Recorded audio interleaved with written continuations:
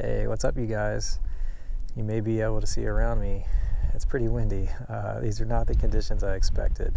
And frankly, these are conditions that most people would say you shouldn't fish in, but I'm going to give it a shot. Why? Well, I got some news on that Release Over 20 tournament that pleases me because I have not been catching a lot of trout. And they added something that I'll post as a comment in this video. There's also a pot for redfish. And because that's what I'm good at, it makes me feel like I might have a chance. So I want to make sure that I can still find them. But number two, I can't get the thought out of my head about what could be in this lagoon that connects to this bayou. This is actually the third time in a week I've been to this bayou. The second time I tore them up, I wasn't able to release that footage. I'll be able to release this footage. So without belaboring the point, let's jump into it. Let's see what we catch. I am back for more. Still throwing this H&H Kakaho and Tuxedo, and I'm in the same bayou as the last episode. Let's see right here, y'all can see these huge drop-offs in this bayou. That is one of the reasons that makes this bayou just so attractive to me. But the other is this bayou connects to a pond or a lagoon, I'm not sure what you would call it, in the back. And that pond, the last time I was here, got so low. Oh, I just had a hit. Got so low, almost all of it was exposed except for the middle part. What does that mean? That means the middle part of that pond holds water even in extreme low tide conditions. Tide should not be falling right now. I think this water getting pushed out right here is getting pushed out because of the wind. So that might really kind of ruin my plan for today. But I'm pretty confident we'll find some fish in this bayou. I've already had one hit. We'll keep pushing forward. If this actually is falling tide still, which it could be, water's up in the grass. All that will do is just change what we're doing a little bit. Kind of crazy getting this spot of the bayou. Ooh, just saw a big fish turn over right there. We're getting this section of bayou and you can see how strong the wind is. This is a tiny bayou that's almost getting white capped.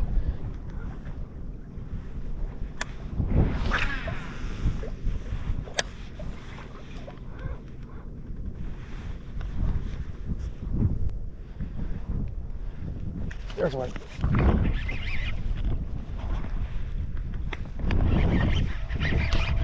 Yeah, there's one. I was just about to say we're getting real close to where we caught all of them. There's one right now. Hit it. A little rat red.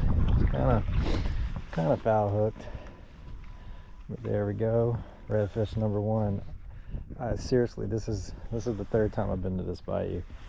There's fish here every single time. Yeah, definitely a rat red. It's about 14-incher little guy. Sorry I kept you out of the water so long, man. Okay, so go over that fish we just caught. As I came around the bend, I saw a big blow up there. But also, this is where I've caught almost every single redfish in this bayou. It's all right here. And because what you can't really make out on this camera, I'm sure, there is a big lagoon or pond, I'm not sure what you would call this, back there. That all empties out right here. We're in about 6 to 7 feet of water. And forgive me, this wind is really tough today.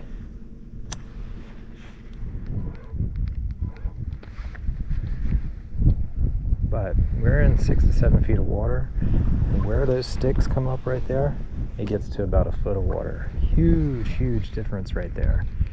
And that in wintertime is what I look for, because what that does is it gives these fish an avenue to go from deep water to warmer water, because that shallower water will be warmer on a day like this.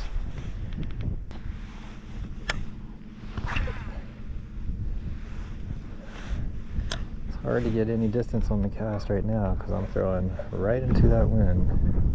There's one. There's one. There's another. Oh my gosh. How many redfish are in this freaking bayou, y'all?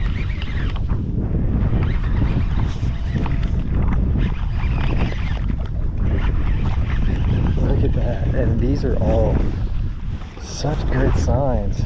All young, healthy redfish. Look at that. Probably not a keeper.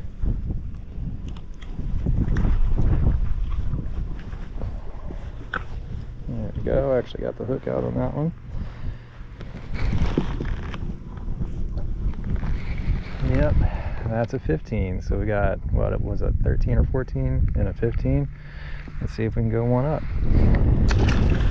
All right, redfish number 2.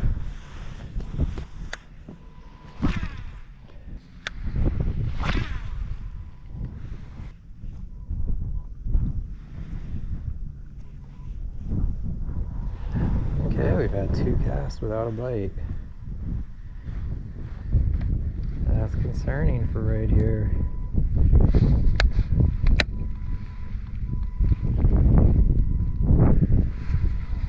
Let's reset this bait, kind of coming out in a weird way.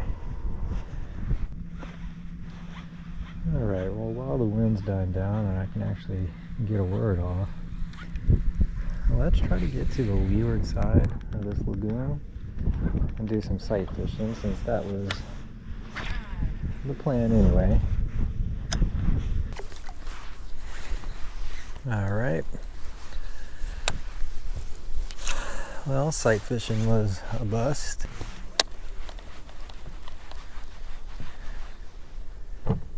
Now we're just going to let the wind kind of push us out. Oh, there's one. There's one. Golly. This is a nicer one. Man, it's feisty too. Okay. Redfish number 3. Another 15-incher. These are all too small. Let's let it go. Alright. Now, one thing I can say about this area, not only does it drain that big lake behind me, but there's grass right here.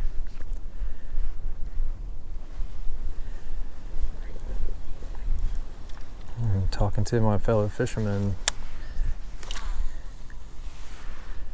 we've all been noticing finding trout's been a little bit more difficult this year than times past. I'm attributing that to lack of grass, but you can attribute that lack of grass to what? Oh, that was a hit. You can attribute all of that to lack of rain. All right. Just took the power pole out. We're gonna start our drift through this bayou and just catch what we can. You know, getting a late start to the day, you know, allowed me to get some work done, but it also it shortens the trip. And I'm never gonna say anything bad about fishing Hopedale. I just wish that fishing this good was a little closer to home. That was a hit.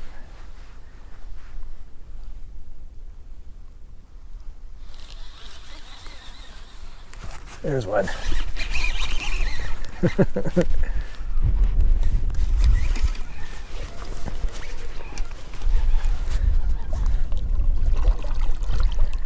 Another rat. Well, this one might not be a rat, it might be a keeper. And it looks like a multi-spotter. Yeah, we got 3 spots. 5 spots in total. Too bad that tournament's not today, huh? This might be a keeper. Yep. That is right at 16. I'm going to keep it because I think we'll find a couple more. Now what I do with these fish is I bleed them out. It helps kill them a little bit faster, which I feel is a little bit more humane.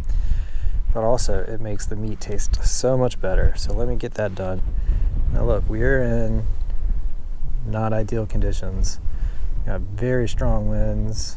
We've got a rising tide. It's the afternoon. None of these things are what you would pick to go fishing. And honestly, I wouldn't pick this either. When I came out here, I fully expected very calm winds, but whatever. Either way, where I'm going with that is typically when I decide to go fishing or I'm trying to plan a trip, outside of just looking at my schedule and determining whether or not I actually can go, I'm looking at the wind. The wind for me is the number one factor. So anyway, it's not just wind and it making a rough boat ride or bad audio. Windy conditions are when you make, I feel, the most mistakes.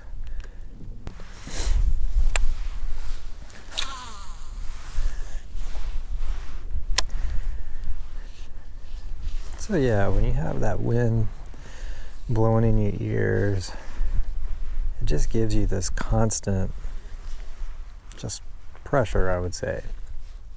Undue pressure. But also, I think the really, that's, golly, I couldn't get it. Got it on that one. Going back for it. Is this a trout? It is, oh my. Oh my. This is a big trout.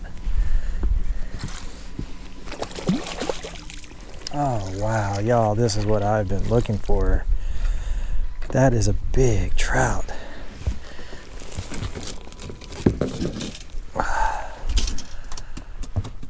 Wow, I did not expect that. My goodness, y'all, look at that trout. Let me show y'all this up front.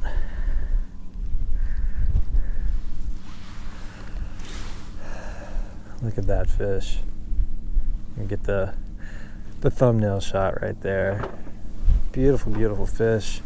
I'm gonna keep it to less than 20.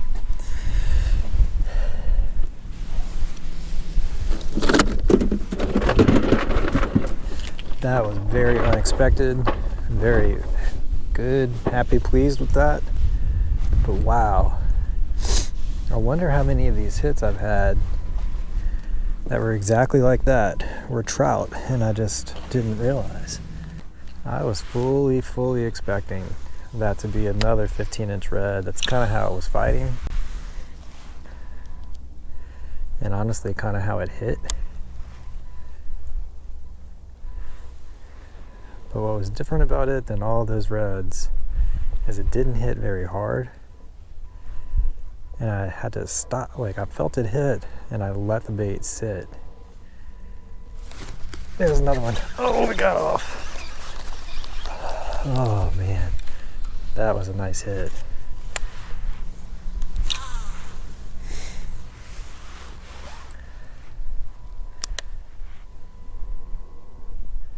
This bayou, I do not understand.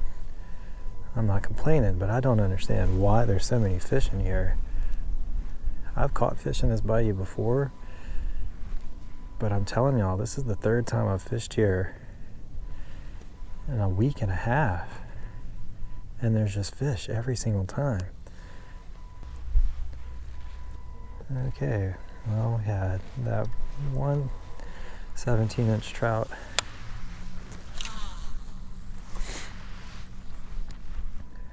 And one really nice hit. Give it one more cast with this. There's one. Oh, that looks like another big trout.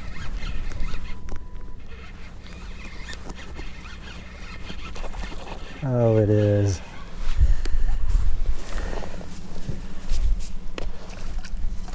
Oh no, it's a rat red.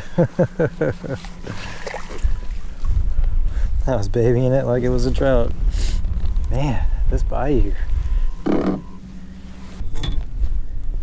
Honestly, it's borderline. I probably could keep it. But what number of redfish is that? Is that 5 or 6? Let's let this one go.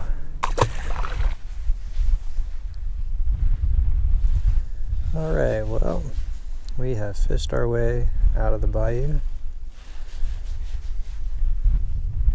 You can see looking ahead, water is moving real quick. Seems to be a common occurrence these days.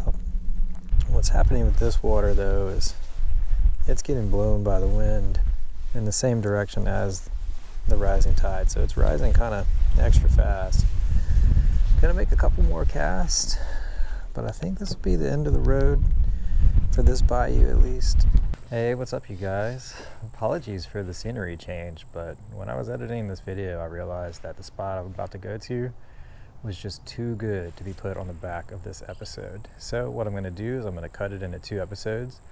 This is part 1. The next one will be part 2, obviously. Now, before we leave, that H&H cockahoe was still the hot bait. Everything I caught in this spot and everything I'll catch in the next spot, all on the H&H cockahoe and Tuxedo on a 1/4 ounce jig head. I'm not sure why it's so hot. Cleaning the fish in my cleaning table back here, I looked at their guts. They're all feeding on minnows, so that's probably it. Either way, I hope you guys enjoyed this episode. Stay tuned for the next one. As always, like and subscribe, and I'll catch you later.